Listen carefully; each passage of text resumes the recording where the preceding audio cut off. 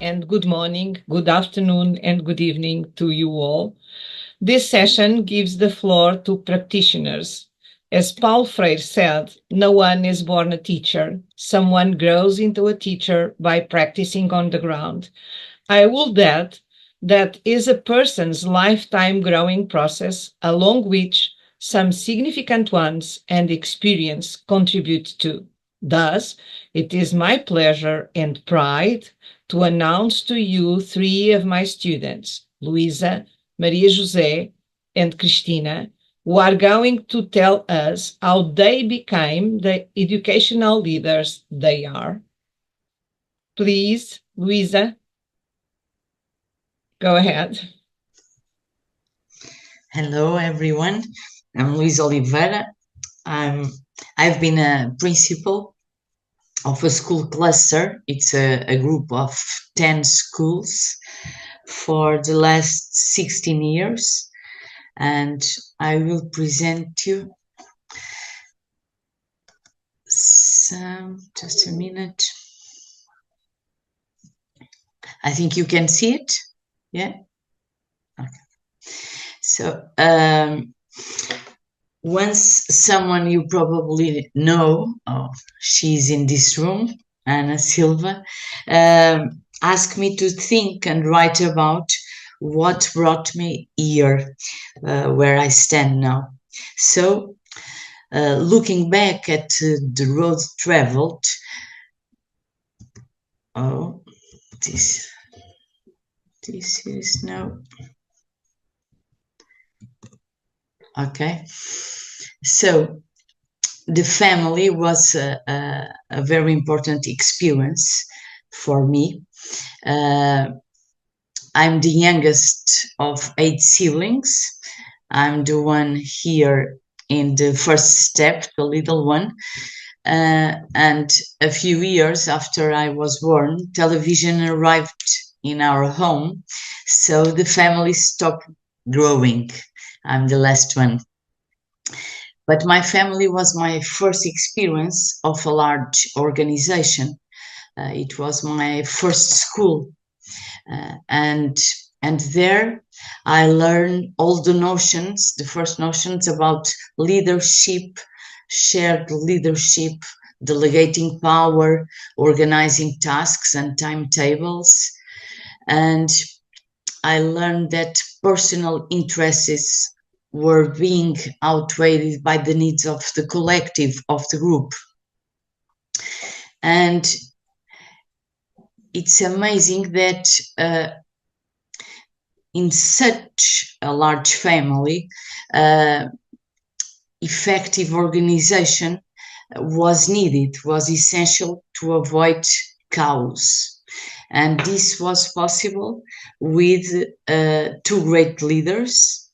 My mom was the fighter, the day-to-day manager of a large family. She managed the finances, the chores, and the discipline without ever being able to stop, rest, or give up on her busy life. But she was also a fashion designer, artist, and creative in the art of cutting and sewing. And by the other end, my father was the dreamer. He was the best when it came to personal relationships, passion for life, for people, for culture, and the desire and the taste always to learn more.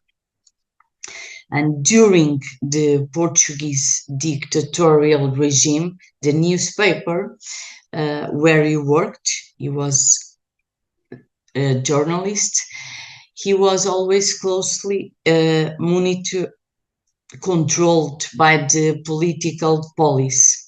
So I soon learned from my father the meaning of the censor's blue pencil that crossed out everything he wrote, and he wrote again in the hope that someone would read between the lines.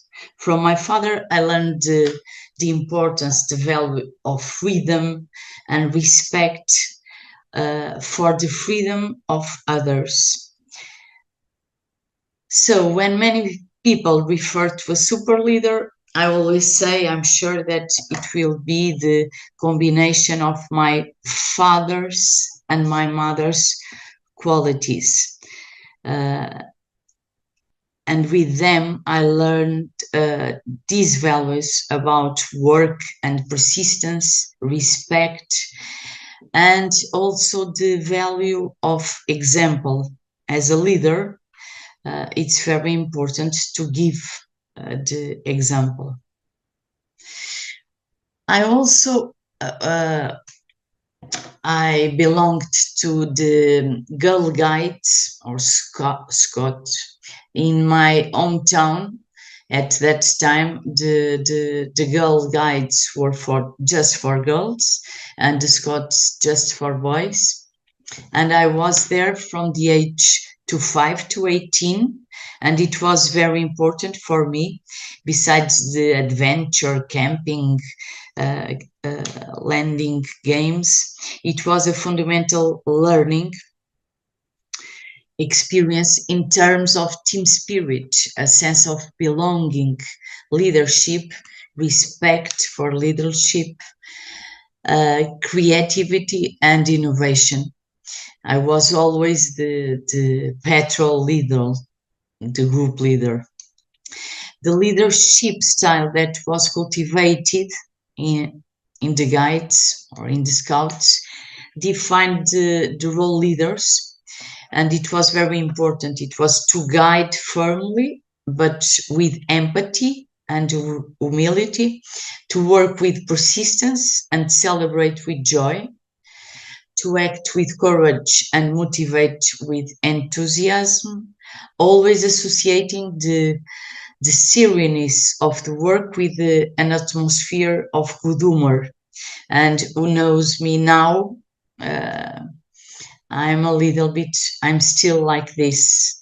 And it's very important, for instance, in a classroom or or leading a school, the humor, the smile, a joke. It's very important to get along, and everything seems to work out better. I always wanted to be a teacher. I have uh, 7 brothers and sisters, but 2 of my sister, one is primary teacher, and the other one was a kindergarten teacher. So uh, maybe my mother, for to rest some days, she sent me with my sisters to those villages in the deepest Portugal, and I spent with them on those schools.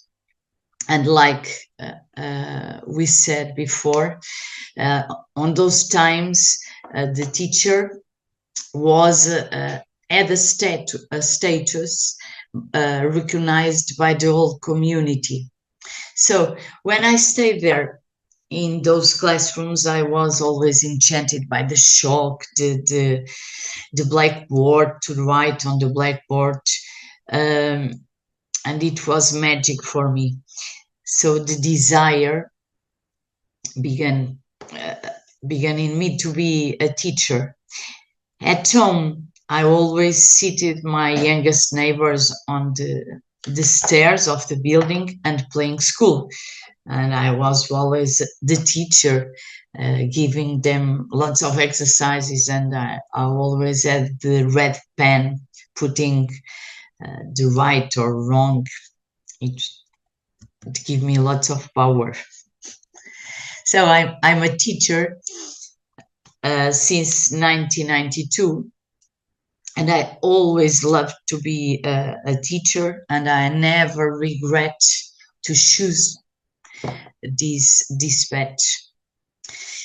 Besides being a teacher, I always had another school challenges. I think I was never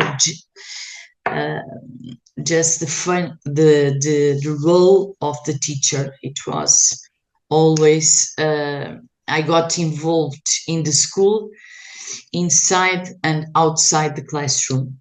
So I had always get involved with group projects and many challenges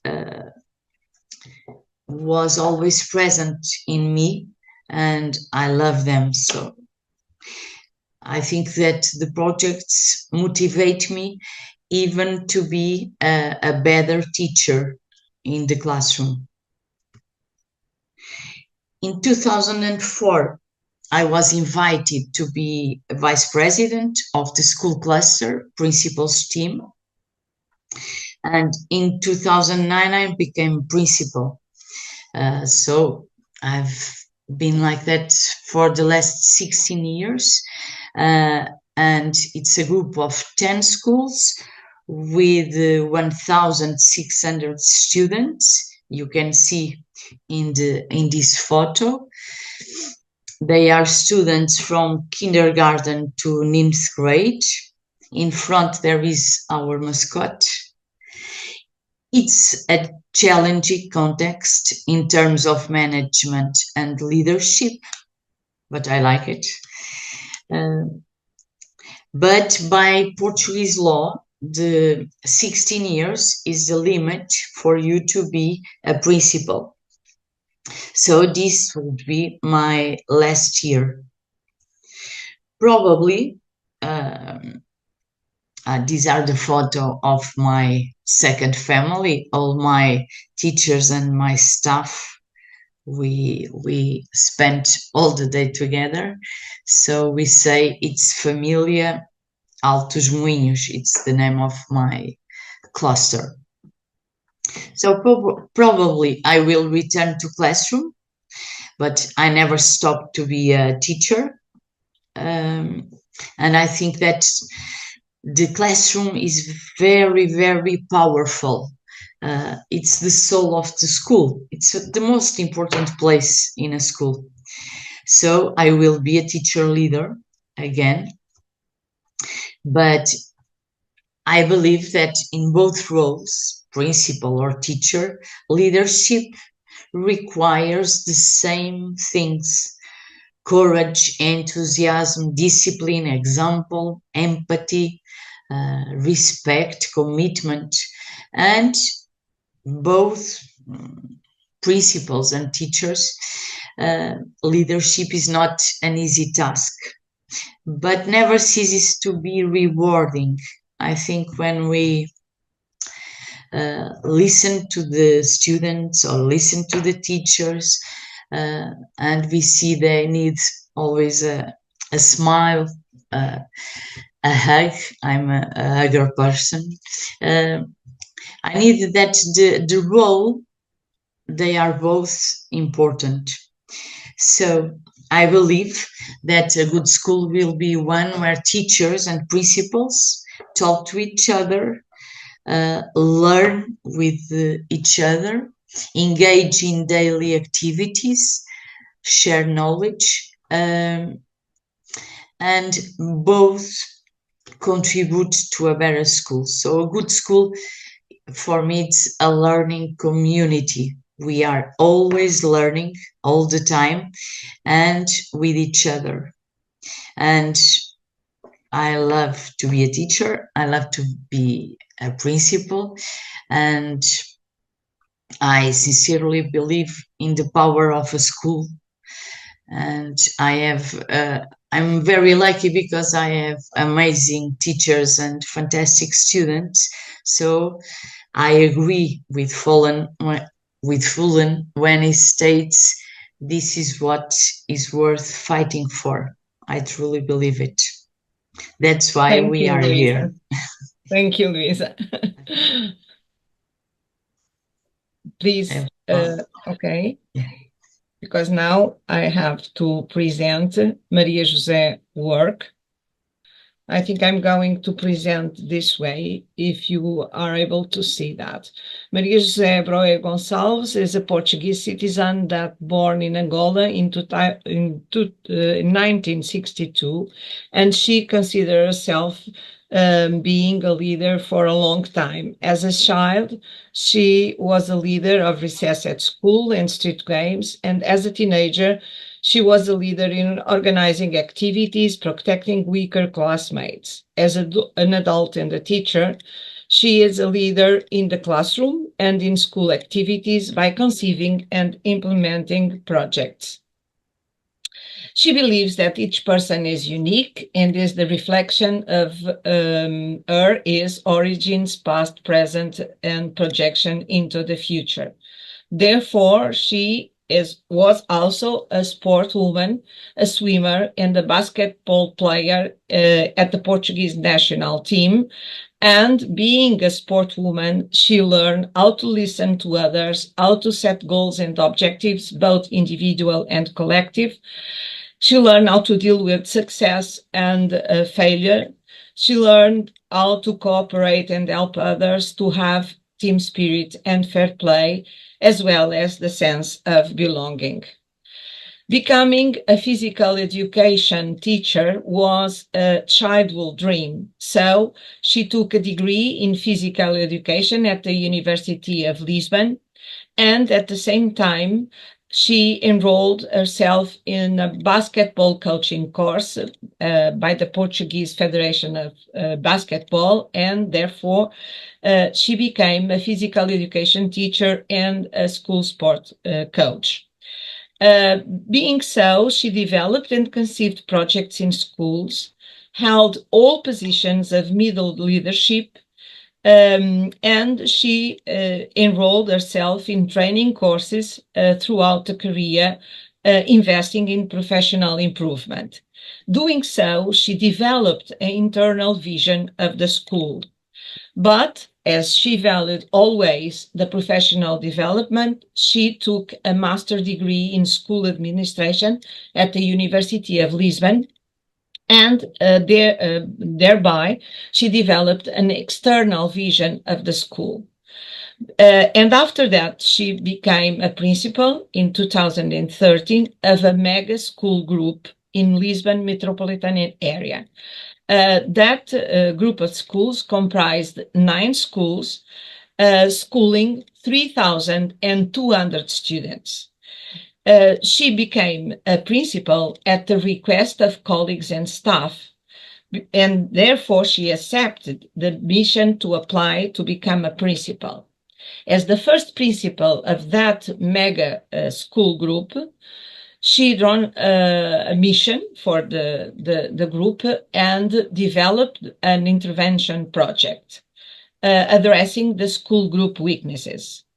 Her team and herself as a principal reorganized the structure of the 9 schools, which became a united organization and involved all middle leaders in the collective construction of the educational project, setting improvement goals and an action plan. Implementing the project, they also focus on having a shared leadership, betting in projects to address the school's weaknesses, incentivizing everyone, motivation, students, teachers, staff, parents, promoting educational services, involving the entire educational community, and fostering the academic success of all students. Doing so, they achieved outcomes were the improvement of internal success of the students that raised up to 9.4%. External success also was improved about 10%. Early leaving school was almost abolished by them, and indiscipline really diminished 12% when they foreseen just to diminish it 9%. So they believe they have promoted a system leadership by mobilizing all stakeholders in the school improvement, by improving students' learning and engaging all in a shared leadership, and thereby supporting social mobility of the students effectively. Ending the principal mandate, and as she always valued professional development, she became, again, to being a teacher and a PhD student. So she returned to the classroom in the same school, conceived new projects in the school for the students, took a PhD in education addressing school leadership, and defended her PhD thesis early this year entitled System Leadership in Portuguese Public Schools from a Unique Case to the Inspection External Evaluation. And she thanks you all for having the interest of learning about our project.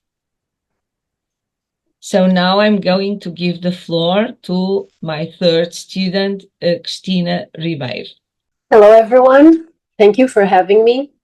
I am very excited and thankful for this opportunity to share with you my experience as an educational leader, but one with a twist. I am not a teacher. I've never had teaching training or experience in my life. So I'm going to share with you my presentation.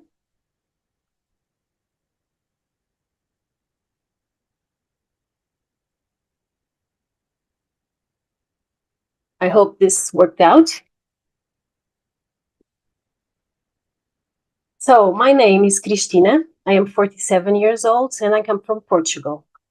In 2005, I graduated with a degree in sociology, believing that my future would involve research in this field.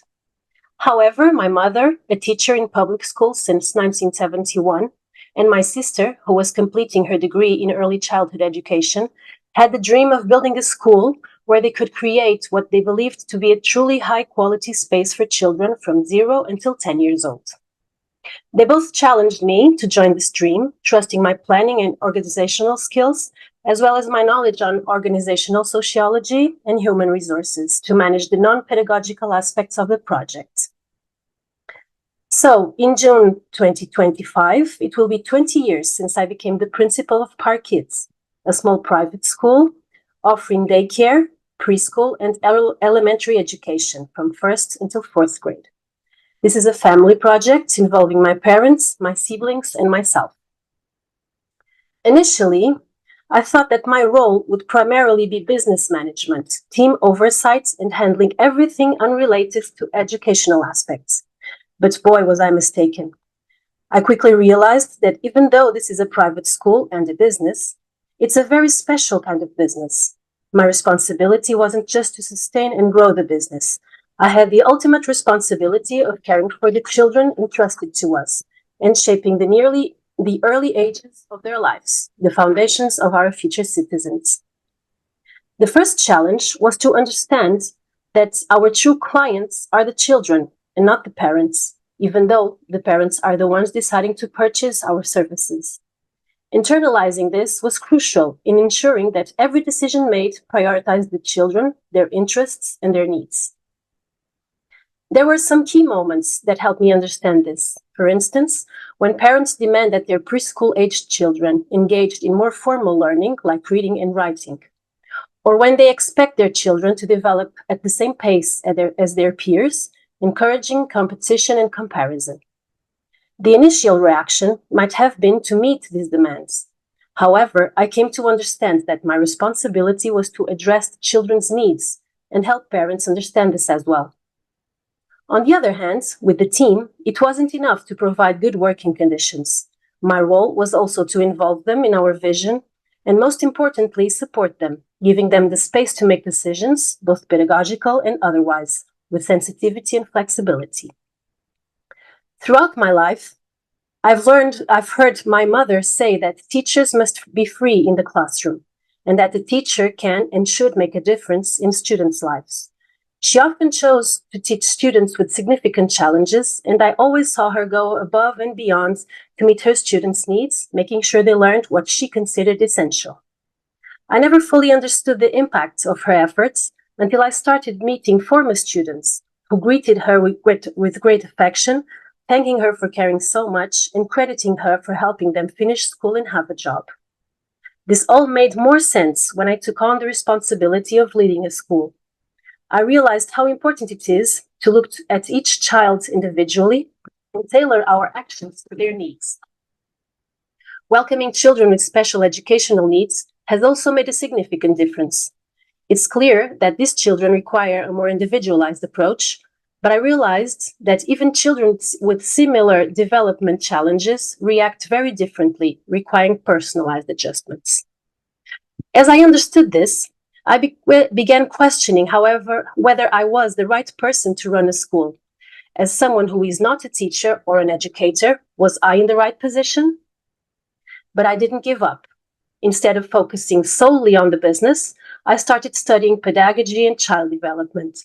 Rather than being confined to my office, I became more present in classrooms, parents' meetings, and pedagogical meetings. I spoke extensively with the team and the coordinators, and I have observed a lot. Currently, I am finishing my Master in Educational Administration and Regulation, and as I learn more about the educational management, I confirm all that I have been learning on my job. In these nearly 20 years, my conviction has only grown that in education, everything happens on the ground, in the classroom, in the activities room, in the nursery, in the cafeteria, on the playground, and in field trips. It's the people, the teachers, and the non-teaching staff who make a difference every minute. Only by being free to take all the children's needs into account can pedagogical teams fully harness the endless curiosity and love for learning that children possess and that we aim to preserve. About 5 years ago, we faced a new challenge, the COVID-19 pandemic and the lockdowns, which forced us to step up to set up a distance learning system for elementary school children and remote and very close support for younger children and their families. Setting up the system was quite quick. We did it in 2 weeks. But we then have to adjust routines and practices almost individually to suit each family's limitations and the needs of each group of students. In many cases, we ended up supporting the parents more than the children. We let each teacher propose adjustments based on their group's needs and act accordingly. We worked more hours than ever with many preparation and evaluation meetings. This also highlighted how essential teamwork and collaboration are. The team came together to discuss difficulties, share strategies, knowledge of different tools that they were discovering and using. It was also a way to keep the team united, and we still look back on some of those moments and miss them. That's why, for some time now, I've seen my role as an educational leader as having 3 main functions: to listen to the children, the parents, and the team, to develop the team mostly, and to provide autonomy and support. Not being a teacher and not having classroom experience, being an educational leader is a significant challenge because I have to find my place and build my confidence and authority in pedagogical matters. However, I believe that precisely because I am not a teacher and I don't have teaching background, I give a more active role to the teaching staff, delegating responsibilities and thus granting them autonomy. I then follow up closely, asking questions, listening, allowing space for experiments, and then evaluating and adjusting. This is not easy, but it is absolutely rewarding. When the team is able to take initiative, understand problems, seek the necessary support, and act accordingly, everything flows more smoothly and quickly. Time isn't wasted on unnecessary meetings or pointless bureaucracy, meaning each child or group of students gets what they need more quickly. Children, seeing their needs met, trust the school and those caring for them. The parents recognize that the team is confident in their actions and decisions and that they seek the necessary help. The team feels valued, sees quicker results, knows that they are supported, and thus feel more secure and confident even when making mistakes. At the same time, they become more willing to share and support their colleagues in a spirit of mutual help. Even when someone is not fully aligned with the school's philosophy, it is easier to understand the benefits of this approach and adapt, or realize that they're not in the right place and seek something that resonates with them more. Everyone is more willing to participate in school life, both inside and outside the classroom, and as a kind of family atmosphere develops, sharing difficulties, achievements, sadness, and joy, school becomes a happier place. Thank you very much.